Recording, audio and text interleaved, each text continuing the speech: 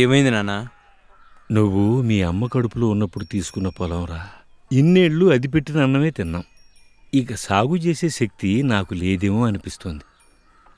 వయసు అయిపోయింది కదా, పొలాన్ని వెనక్కిచ్చేశా.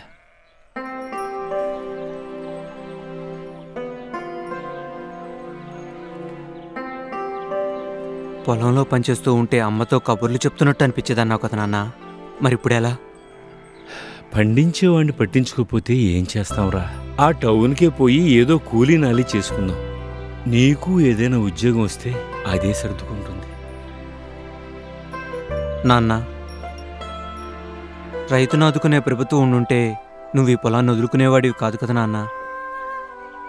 రావాలి నాన్న, అలాంటి ప్రభుత్వమే రావాలి నాన్న. అది మీలాంటి వాళ్ళ చేతుల్లోనే ఉంది నాన్న. ఏమంటున్నావురా? జనసేనని గెలిపిద్దాం నాన్న.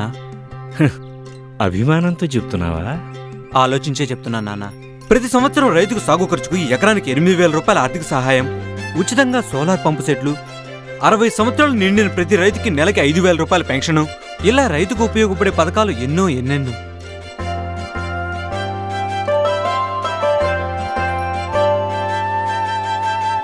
ఏం ఆలోచిస్తున్నావు నాన్న?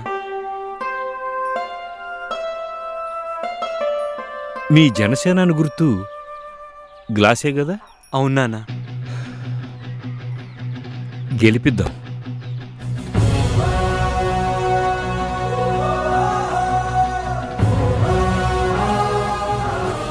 ఆయన్నే గెలిపిద్దాం.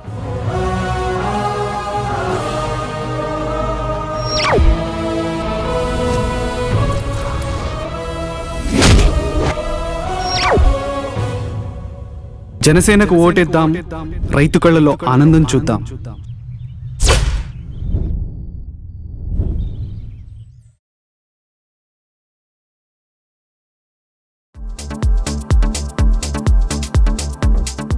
Please subscribe New Waves.